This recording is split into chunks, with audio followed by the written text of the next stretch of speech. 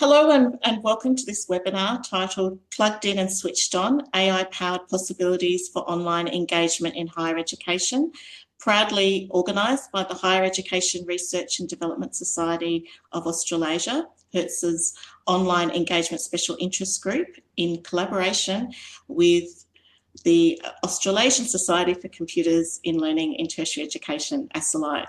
My name is Meredith Hinds and I'm from the University of Melbourne and I'm one of the organisers of today's webinar.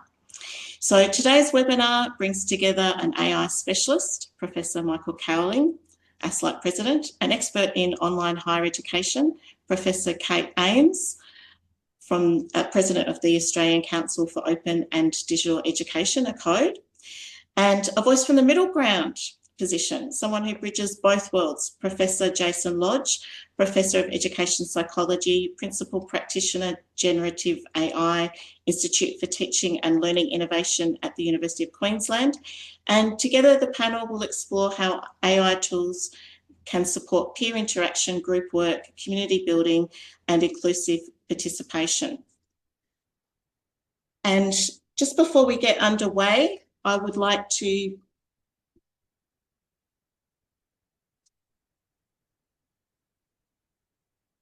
firstly acknowledge the peoples as the traditional custodians of the lands, waterways and seas, skies and stars where we are on today.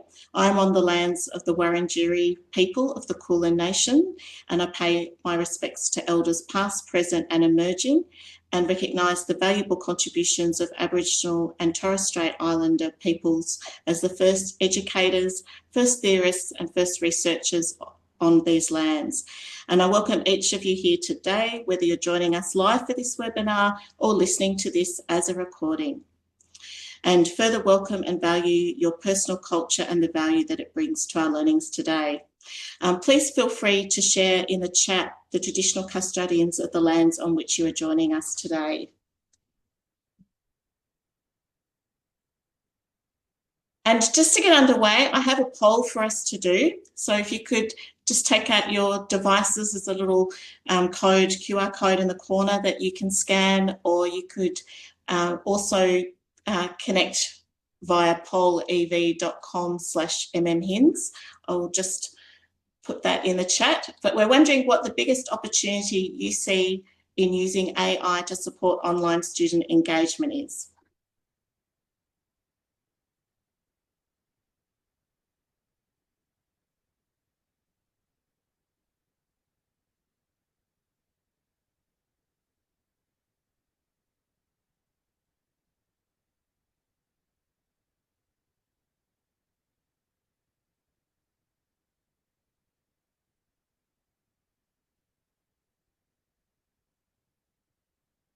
So we'll just give you a moment to do that and we'll share the results with you in a little bit.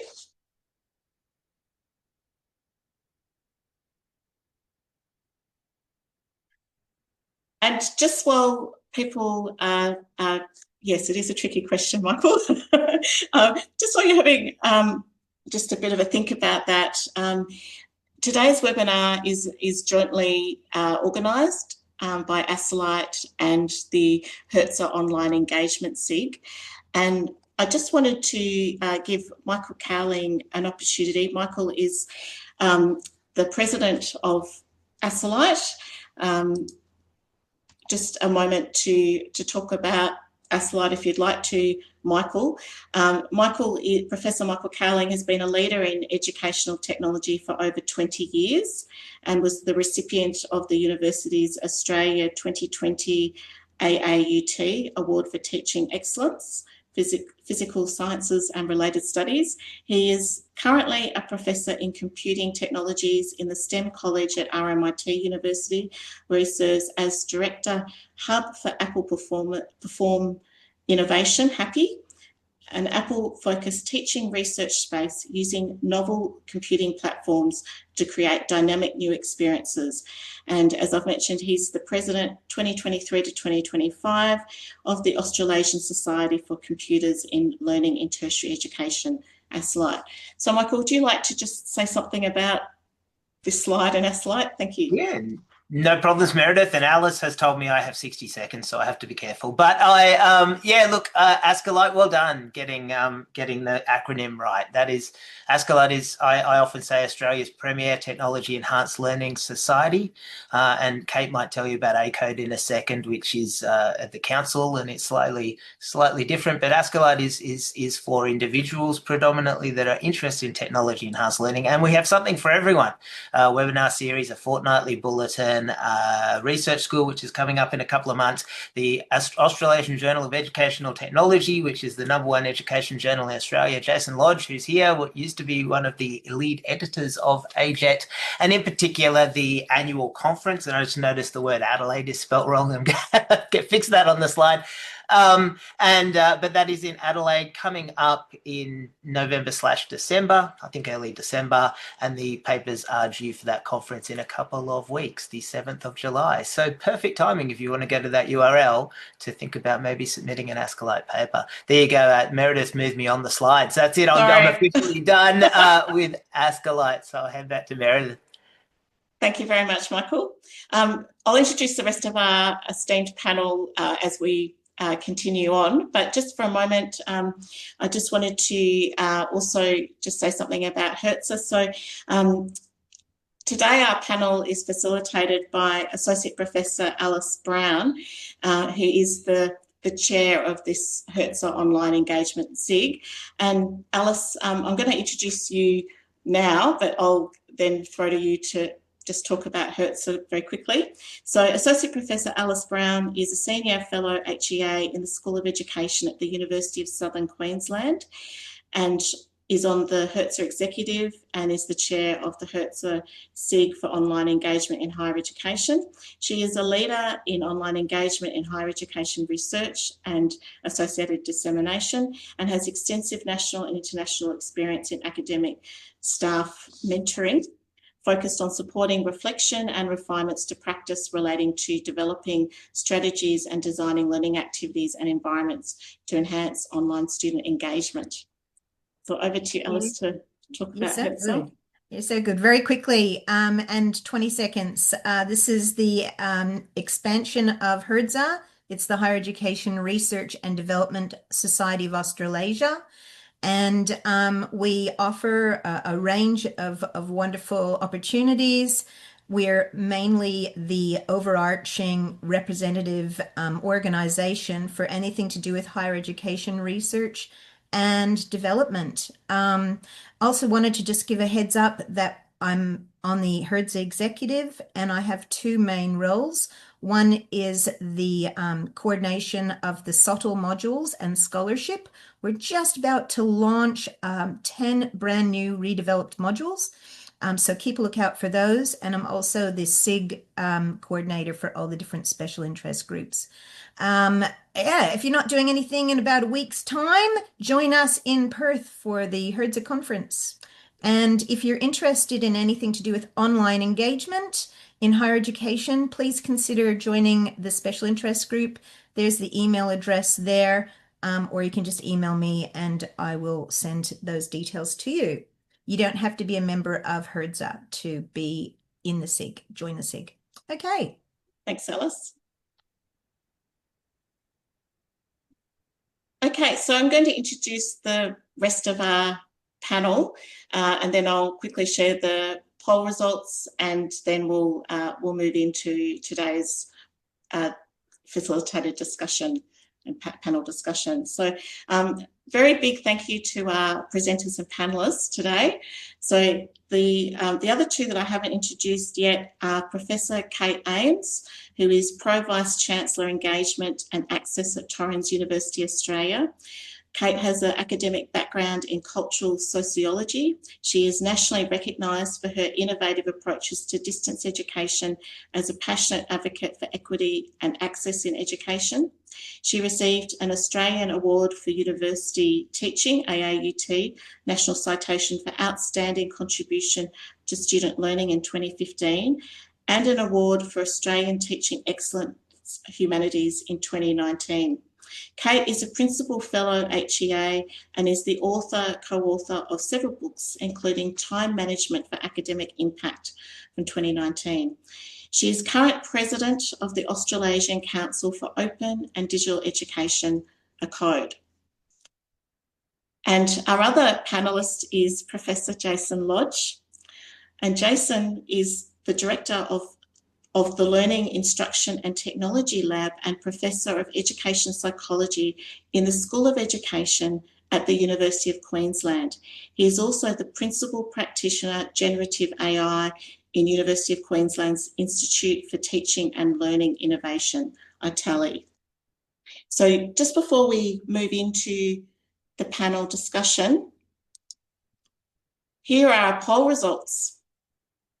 So supporting learning is 61%, and supporting diverse and inclusive education is the next in line, 30%. No one has put building communities, so that's interesting.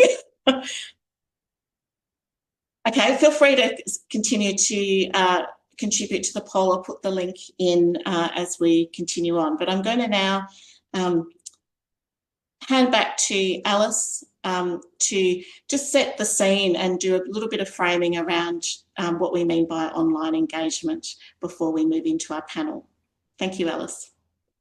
Yeah, so just really briefly, and this is a quick and maybe not so much dirty, but a quick and concise definition based on the literature of online engagement is the ongoing and regular activities and behaviors that can involve the learner as well as the teacher within the online environment, or it's kind of like also going synchronous / asynchronous. So there's a bit of argy-bargy in that space at the moment, but where the goal is to support and achieve learning. Okay, we actually did a revisiting of the definition at our last online SIG, which is really cool. And so why is that so important, and why is that a topic today? Well, we appreciate that online engagement, especially, well, in higher education, as well as a context in this context, really helps to bridge the distance gap, feelings of isolation and disconnectedness, feelings of sense of belonging, contributes to the likelihood of achievement. We know that research says that that is the case. Retention, student experience satisfaction, etc. All right. We also know that, next slide, please. We also know that academics are really trying hard to consider weaving in a range of strategies, even pre as well as post-COVID, to enhance the online engagement experiences and support learning for students. For the next, 40 minutes or so, half an hour or so, I'm wanting you guys to have a think about referring to 5 elements of online engagement that are referred to in a seminal paper that my colleagues and I wrote a number of years ago. I've got a link to it there for you as well. But we refer to 5 different elements of engagement. So as you're hearing from the panelists today, maybe think about what they're saying and what type of engagement that might align with, or maybe it's several aspects of alignment to what they're pointing out. So with that, I might rock and roll with the panel. Meredith, is that okay? Yep. Thank you very much, Alice. And thank you again to our panelists. Okay, panelists. Anyone who wants to butt in first or share their opinion? What's one way you see artificial intelligence potentially enhancing student engagement in the online learning environment? Go for it. And I'll put it in the chat for others to think about or add to their own thoughts. Who wants to be first? Panelists. I'll go. Okay, Kate. Give us one great idea. With Ames, I'm used to going first with my surname. So one way of enhancing, look, I just frame it from the fact that online students come from a range of different backgrounds, obviously. And the literature tells us that they're very often working, they're requiring flexibility, but we also have a large number of equity students who take online as a way to access education. So that sets quite a complex picture for our online learning environments. So we have students who are possibly quite experienced, maybe have been using AI in the workplace, are coming into our learning environments, but then we also have students who maybe are less experienced, maybe new to tertiary, and are from I really don't like using the term underrepresented or non-traditional, but they have perhaps not been as familiar with the environments that we have. So the opportunity for artificial intelligence is really to help support their learning. That was just picked up in the poll. So in a way in which can be very personalized to their context. So the personalization opportunities associated with AI to allow a student to engage in a way that is contextually relevant for them, I think is probably the greatest opportunity that I see. Thank you. Thank you, Kate. And before we move to another great idea by Michael or Jason, I want you guys to have colleagues to have a think about what Kate said, and if there's any AI tool that might support those key points. Michael or Jason? I'm happy to jump in next. Thanks, Alice. And yes to everything that Kate said. I'll dig a little bit deeper into some of that. I think some of the work that we did out of the pandemic showed that absolutely the benefits of online learning in terms of flexibility and support for a diverse range of students came through very strongly, to the point where we were hearing stories of students saying, "Why haven't you been doing this before? Why did it take a pandemic for us to get this kind of online experience?" The challenge, I think, and Kate's alluded to this, is that whenever we create more flexible learning, which we should, and which is a good idea, and which does allow people to engage with higher education who otherwise might not be able to, there is also a component of that which puts more onus on students to manage elements of their learning that perhaps they wouldn't need to if the circumstances were different. Right now, that's not to say that on-campus students don't need to do a bit of that as well, but there is something fundamentally different, as we all know and recognise, about the way that we interact online. It's not the way that we've grown up. It is something that you have to learn. It's not a sort of intuitive skill, the way that we interact with each other when we learn together in the real world. And people talk about this idea of a compulsion of proximity. So what I think the AI can do in this scenario is to help support that in the ways that Kate alluded to around personalisation. But in particular, I'm compelled by my colleague Jacqueline Broadbent from Deacon's work. And her work looked a lot at the components of self-regulated learning that are important to be a successful online learner. And rather than AI kind of doing that regulatory work for the students, I think I see the real potential in AI helping students to become better at managing their own learning. So it's about scaffolding around the students to be able to provide them the right framework to be able to make good decisions about how and when they engage with online material and online learning, so that they get better at being able to do that and do that self-direction work, which we know is absolutely critical and not necessarily intuitive for online learning. So I think there's enormous potential there for AI to do that. Excellent. Thank you, Jason. And well, before we touch base with Michael, I was just trying to put into the chat, I want you to keep thinking about self-directed learning, this behavioral engagement, that self-efficacy or developing skills, students doing that. Is there any AI tools that we could be sharing or that would support that? Michael. First and foremost, we forgot to introduce the drinking game where Jason mentioned self-regulated learning, because we're already there. There's already yes, Jason's laughing at me. There's also a word for Kate. There's a term for Kate, which I will let you know if she says it. Look, I think it's really interesting that Kate raised sort of that personalised student support. And I think our poll suggested that what I would say, which is that we're probably further behind, and Jason sort of suggested this as well with regards to student support because of that need for scaffolding. If the original question was posed to me, I would have said that it's about supporting students' learning. And I think we're slowly navigating through that over the last couple of years, working out where it can support students' learning and where we need to sort of evaluate the output of this tool. And so, I know, for example, a personal story is this morning I used ChatGPT to generate a board report for me. And I just sort of say, hey, here are the minutes. Could you write a report for me, right? And then I read the report afterwards, right? And that's a really, really useful way to use it as a tool to sort of to draft some ideas for you, even if you evaluate what's afterwards. And it sounds like 2/3 of the people that did the poll kind of think that that's a good way to use this tool as well. But I think it's interesting to think about it as a tool for personalized learning as well. I think that in the online context is a really interesting thing. Thanks, Jason. Michael.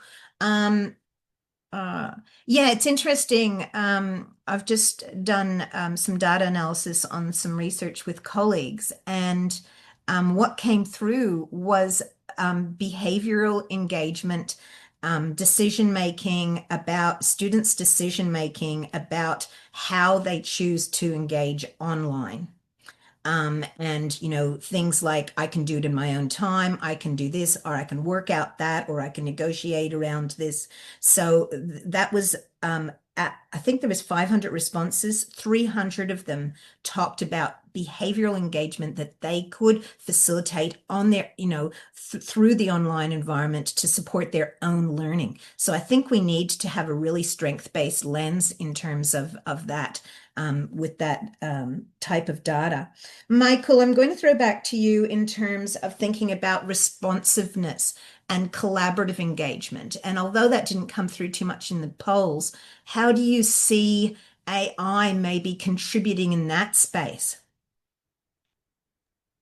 Okay, this is a really interesting question because it didn't come through in the polls. I don't necessarily think it's something that we think about as academics, but it's definitely something that they've been thinking about, the community's been thinking about. So a couple of years ago, I did a survey with Joe Crawford and Kellyanne Allen from Monash, I think. And we looked at belonging and we looked at loneliness with students using these tools, and we identified that students that use these tools can combat some of their loneliness simply by talking to a chatbot, right? And but are not particularly good at belonging, right? But the key thing is talking to a chatbot makes you feel less lonely, right? And since then, we've had reports in the media about people using it as a mechanism to do sort of therapy, which I'd be interested in Jason's views on, and talking to it as sort of a therapist in a way. And so I think in terms of connection, I'm particularly interested in its mechanism to provide some of that pastoral care. And of course, unlike some of the factual stuff that it does, where we really worry about hallucinations, this supportive thing is less about truth and fact, so it can be useful. Although again, in the media, we've seen people use it incorrectly and maybe have situations where it advises them to do things that it shouldn't do. But for me, it's that friend on the side that you can talk to that is the interesting bit when we talk about building connections. Cool. Please, colleagues, just add your thoughts or responses into the chat as we go. Believe Meredith is looking at that. Meredith, remind us, we haven't actually introduced yourself and your background, so we do that before we finish today. It's okay. I did introduce myself briefly when I welcomed everyone at the start, so that's Thanks, fine. Meredith. All right. Jason, we're going to go back to you in terms of your background in educational psychology and consider how we might ensure that AI supports but doesn't undermine cognitive engagement or potentially student autonomy. Thanks, Alice. And I've been keeping an eye on the chat, and I see that there's some comments in there that are sort of circling around this. I think Matthew Hillier's comment is really well made. I think there's an interesting parallel with some of the discussions that are happening, particularly in K-12, which comes back to some of these issues here around learner autonomy. And what strikes me is that if you look at this globally, there's a lot of discussion about this idea that generative AI might help deal with teacher workforce shortages, for example, right? That you can just take an AI and then we don't need as many teachers or that sort of thing. And that strikes me as muddle-headed. Like the bottom line is, and a lot of the work that we've done and other people have done consistently shows that despite there being some potential opportunities that generative AI and AI more broadly are raising, humans learn better from other humans. So the way that we're going to get the maximum cognitive engagement is to still try and have that element where students have opportunities to work with other students, that they have opportunities to work with us as educators. And I'm not saying that that's necessarily always going to be straightforward. Again, there was some great work that came out of the pandemic that I thought was very interesting and made me feel better about struggling to teach in environments like the one we're in right now, is that teaching in an environment like this requires 37 clusters of skills that are not necessarily skills that we have as teachers who teach in physical classrooms. So what I would hope is that as this continues to develop, that we're thinking about the kind of engagement that is built on human relationships and the way that we work with each other and the way that we as teachers are working with our students. I wouldn't want to see AI take away from that, but I certainly think there are many opportunities for facilitating that kind of interaction and helping to scaffold around that in multiple different ways. Of course, that's going to look different in different contexts, but I would hope that what remains core to all of this, as per the conversations that are happening in other education contexts, is that teachers still have a really critical role to play, and there is just something fundamentally human about that interaction that we should maintain no matter what we do, because it's precious and it seems to be the best way to get that engagement and to maximize learning. Thanks, Jason. And I want us to continue to think about this within the specific context of online, mainly because it's the online SIG facilitating. So let's keep that in mind. And I haven't, but also going back to building on what Jason said, I'm asking the other panel members, would you like to respond, or would you also like to think about whether we can somehow have that relationship between AI and human connectedness, or that humanness that comes with that is so important in the online space? Kate.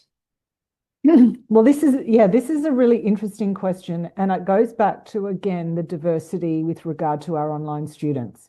So we know that, you've got kind of the three areas a student will engage with: your learner content, your learner learner, and your learner teacher kind of role. So, and depending on where the student is going to depend on their reliance or desire to engage with the human who is another learner, who is the teacher or the content. So I think that we need to be very cognizant of the fact that we can't design one size fits all. That is a huge problem. And we already know that attrition in online is, way higher than for face-to-face students. And I think one of the reasons being is that they find it really hard to engage with us.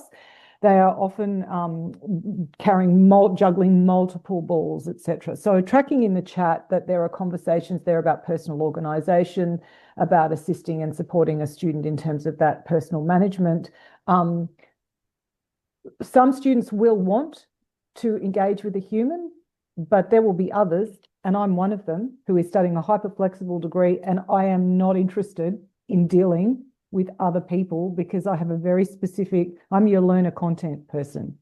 So, and so I think really trying to work out what that looks like and how we elevate our conversations to understanding where AI can plug in, and again, going back to that personalized. So I completely agree that we need the human in the room. Absolutely. It's about the role that the human plays to either inspire and motivate and keep curious and help organize. But it's that routine work that can possibly help us in terms of supporting a student and even manage things like information overload, content synthesis, etc. That could be really useful within the online space. Great points. Thanks, Kate, and thanks for responding to Jason's key points. Jason, did you want to say anything there? Otherwise, I've got another quick question to ask you. Hit me, Alice. What's the next one? Okay, I'm looking at, and again, it's based on some research that and data that I'm looking at the moment, as well as existing literature in the online space. But a lot of students are looking at flexibility and time efficiency. So I'm wondering if there's any particular tool that you guys have in mind, or that maybe colleagues that are joining us have in mind, that we might be able to share with online students that might help with that particular aspect of their learning, or the way that they learn. Time Uh, efficiency, or, uh, it's a good question. I'm, I mean, I don't have any specific examples that I can think of. I'm sure there'll be people who can put things in the chat who yeah, have played around with all sorts of different things. Um, what I do think is an important principle to keep in mind with anything that starts to relate to efficiency is that there's always a balancing act there, because for many of, if not most of the things that we need to learn in higher education, they require effort. And sometimes that effort takes time, right? And it often requires, not in Kate's example, because Kate would, for all intents and purposes, be an autodidact who can sort of manage a lot of this stuff herself. But the majority of our students are not like that, and they need the time to be able to invest the effort to be able to work through whatever complex concept or idea it is that they're beginning to understand. So I'm always thinking about the balance of those things. yeah, Yes, making things flexible and efficient, but also having enough time to really be able to invest in digesting whatever the complex set of ideas are that they need to digest, because ultimately that's the stuff that's going to stick beyond graduation, that is going to be useful for them for the rest of their careers and lives. for sure. And I'm just as one really basic, and I'm very naive, I'll put it out there to AI tools, etc. But just one technique that I've been using that students appreciate, for example, in terms of time efficiency, is if they've missed the online tutorial, it doesn't mean that they haven't valued it, okay? So basically, we have to get that in our heads. The research says that students still value it afterwards. A lot of them love listening to it afterwards. Um, Listening to it, or potentially having the transcription of it, or here's the shorter version, the AI summary.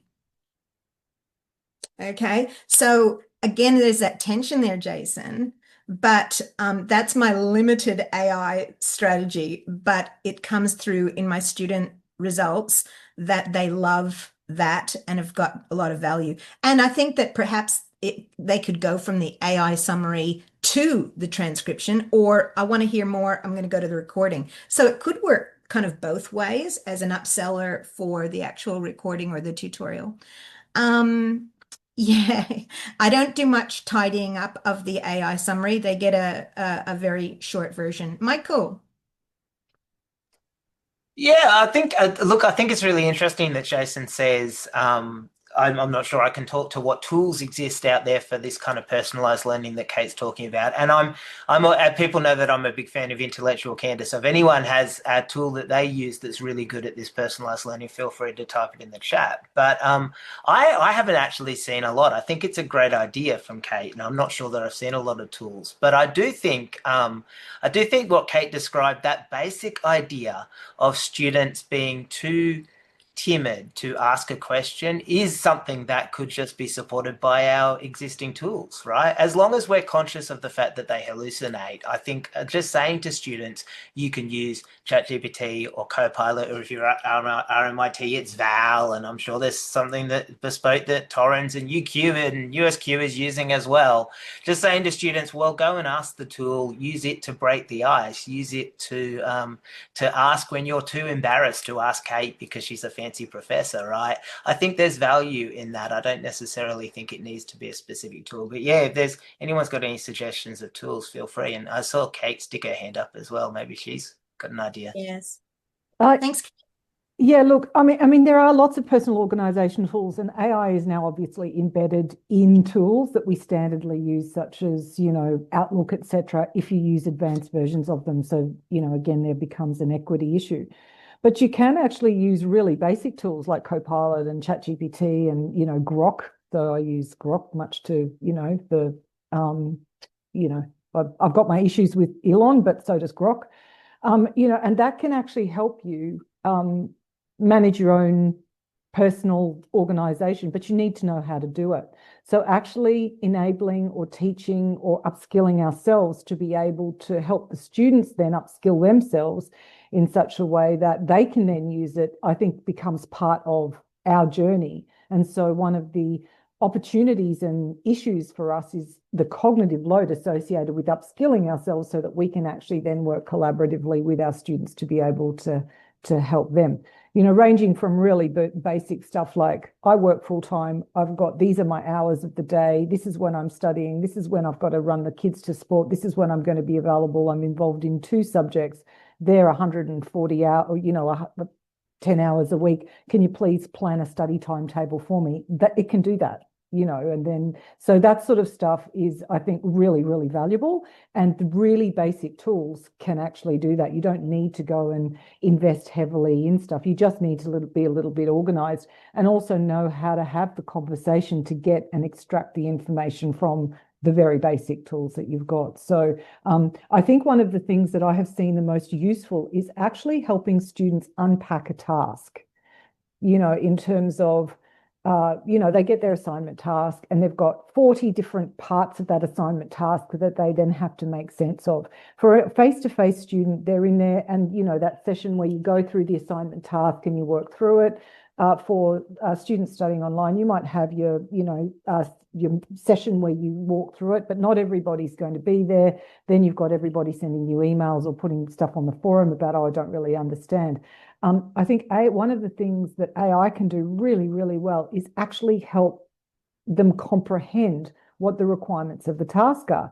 Now, the first question is, should they need AI to help them unpack the requirements of the task? Because actually that's our issue for having make the task so complicated in the first place that the student has misunderstood the requirement. So it then becomes a bit of a two-way thing. Should we as academics be actually putting our stuff into AI to say, is this task really clear and understandable for a cohort online? And you will actually get some really good feedback, and you will very often, no, it's not. It's really unclear. If you rewrote it this way, is this what you mean? And actually then having that conversation with AI to help you clarify the task, which would then make it easier for the student.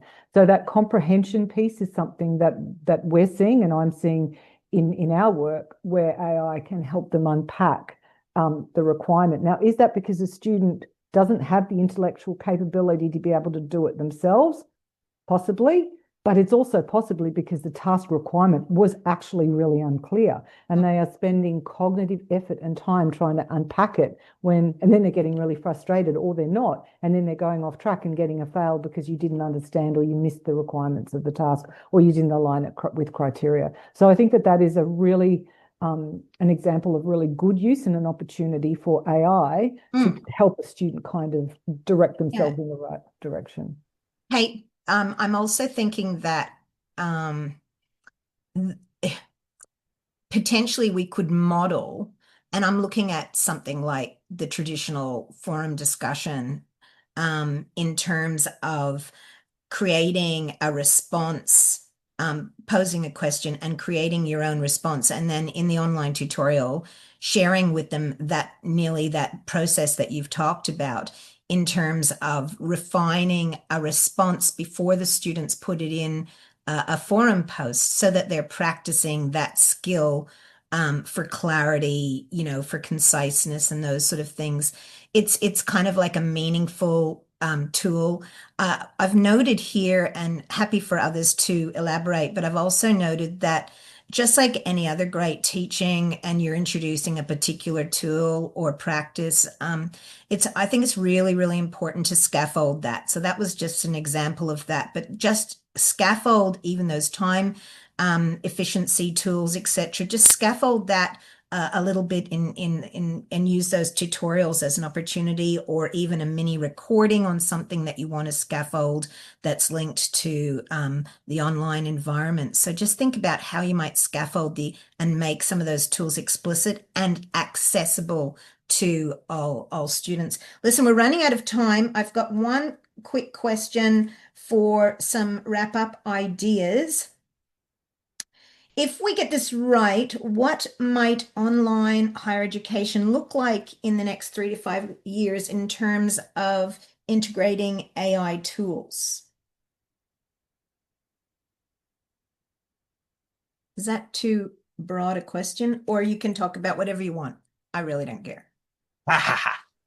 I think we're all going, ooh, this is a nice positive question. Yeah, let's land on the positive. I endorse a lot of what Kate said. I'm a big fan of personalized learning, individual digital pedagogy. There you go. There's Michael's keyword to drink to, pedagogy. I think ultimately in 3 to 5 years, if it worked and if we can get past the hallucinations and some of those things, what we have is a customized bespoke system that, as Kate said, is very flexible to students' needs. Those students that are further behind have the opportunity to use AI to catch up by talking to a bot or by using some tool that doesn't quite exist yet, right? And those students that are a little further ahead have the opportunity to use the chatbot or the generative AI to extend their knowledge. But I think the big challenge, even though I'm the AI apologist in the room, the big challenge is getting past all of the fake news and the misinformation. I think that's still our big challenge. And until then, I suspect what we're mainly talking about using it for is more of the planning and the scaffolding and things that we've kind of been touching on today, which is what it's good at right now. But you asked me to wave a magic wand, Alice, and in 3 to 5 years, right? You might not have it. It might be collecting dust in the back cupboard, Michael. I'm not too sure. Jason, Kate, any possibilities, potential? Jason, you go first, and then I've got opinions.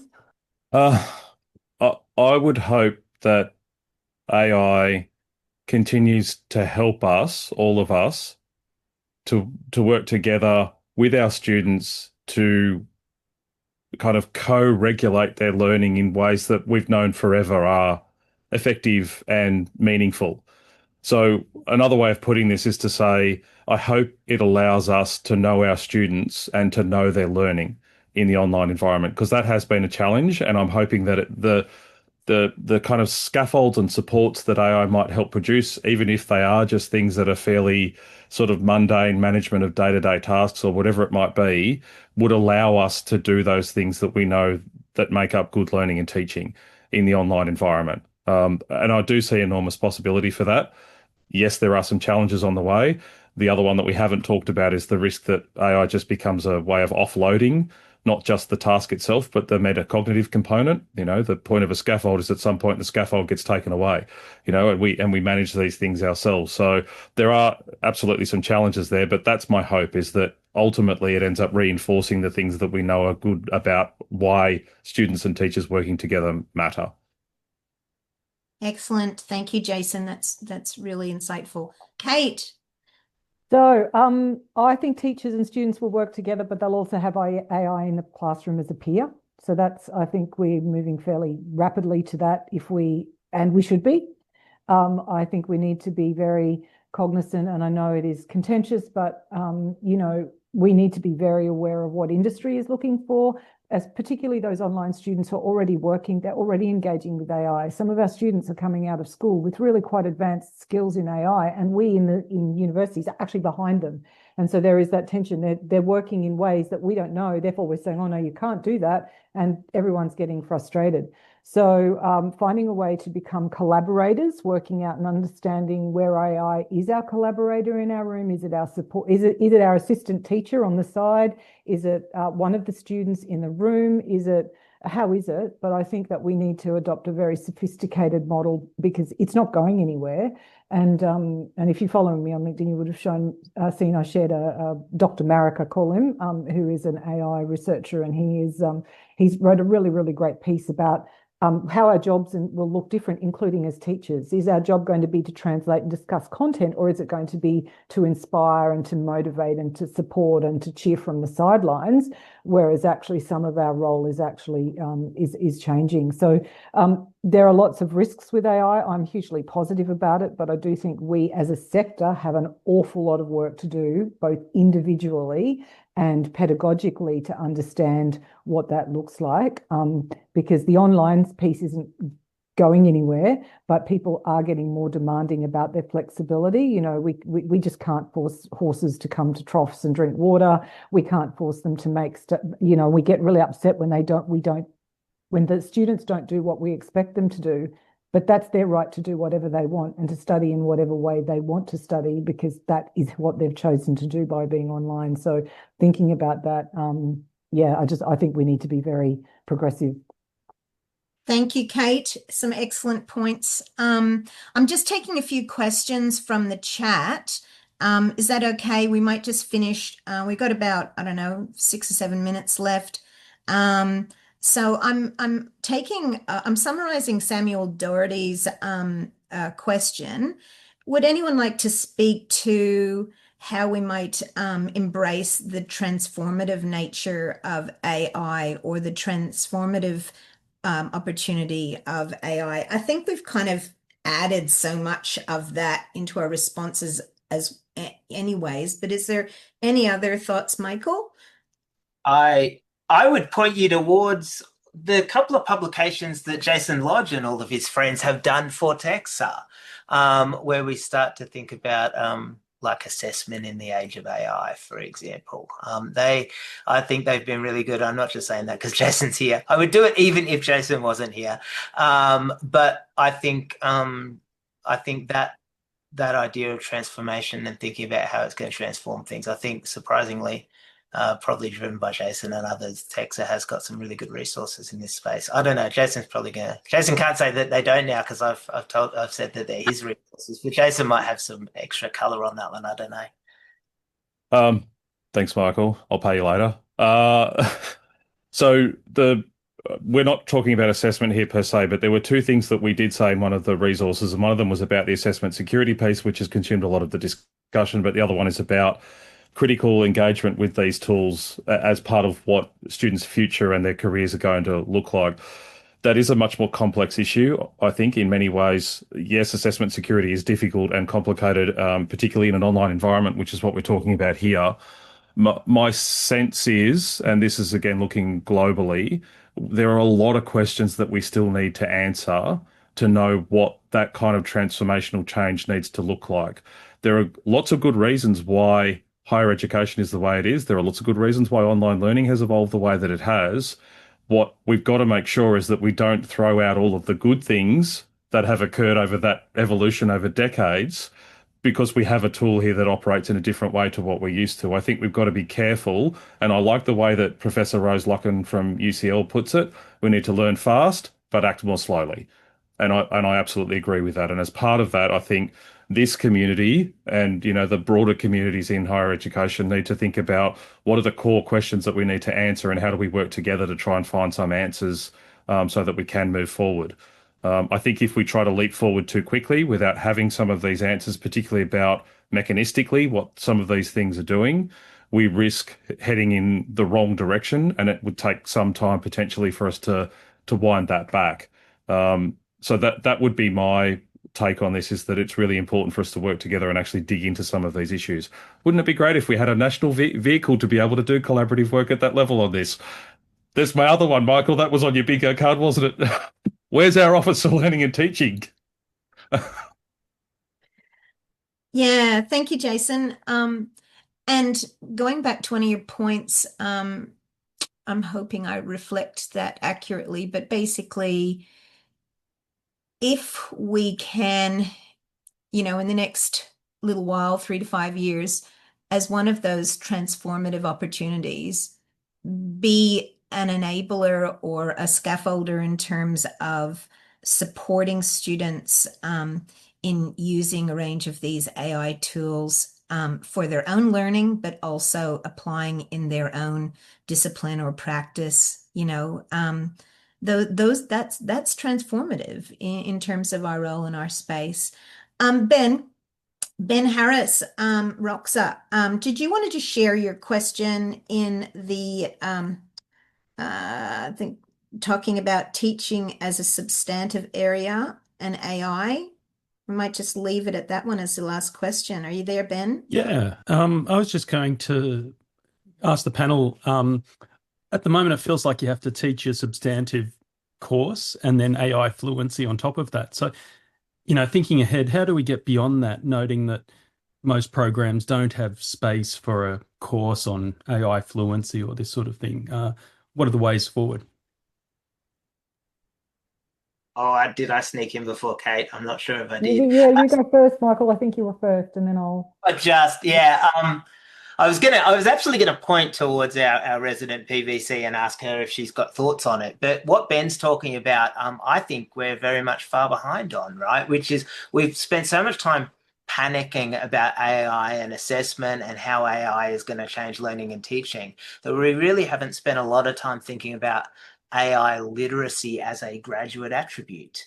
And Kate kind of really briefly touched on it earlier in terms of what industry wants. But I think that's a very embryonic sort of area. And I think once we start panicking about it in learning and teaching, if we ever stop panicking about it in learning and teaching, and Jason might say we never will, but I don't know. I think then we can start thinking about it. But my proposal, Ben, is that it should be a graduate attribute. It should be something that people like Kate and others at her level, PVC, DVC level, should be talking about at universities. So, and they are, but it's actually a really diverse issue. So, Ben, I'll answer your question and I'll try and make it online relevant, Alice. So one of the challenges for online is that it's a lot harder to get congruent information to a large group of people at the same time because they're online. So face-to-face, turn up to class, you can deliver the information, it's all kind of cohesive. Whereas online, again, much more fluid. And we do know that, we work about a quarter, 25% harder to deliver online than we do to face-to-faces. So it's naturally distributed and naturally more difficult to herd all the cats. So in terms of the online tools, though, and actually that idea that you have to deliver your discipline knowledge and then the knowledge about the online, I would go back to the fact that if you're not assessing the use of the tool, you don't necessarily need to teach the tool. If you are assessing the use of the tool, then you need to teach the tool. If, however, you are enabling the use of a tool, then you need to think of your equity issues associated with the different access to the tool and make sure that students who may use a tool are not disadvantaged over others. So I think that it is a really complex question, and it may be more about, is it the tool or is it actually the thinking that we are interested in, the ability to generate curiosity, the ability to prompt questions? Does it matter the tool? And I remember when I was teaching digital education, so I was one of the first people to teach digital photography by distance education way back in the 1990s. And everybody said it couldn't be done. And I said, well, it could be done, except what we couldn't do was actually teach specifically how to use a Canon or how to use a Nikon, because not everybody had access to it. So we needed to teach the principles of photography, the principles of design, etc., and then allow them to use whatever photographic tool they wanted to be able to use. And we were marking them on the actual and it was up to them to work it out. And I actually kind of think that's where we are with AI. You can use whatever tool, but we then work out what are the principles that we are wanting to deal with and how do we communicate that with students who are distributed, time zones, you name it. And again, we can't fight that. If we're fighting that and we're trying to constantly herd these online cats into lines, we are always going to have higher attrition. We're going to have more dissatisfied students because then they're not getting what they signed up to as online students. Kate, thank you so much for your insights today. And I will take that as your last words. So there's some great ones there. Michael, what is it called? Elevator or Twitter post last words?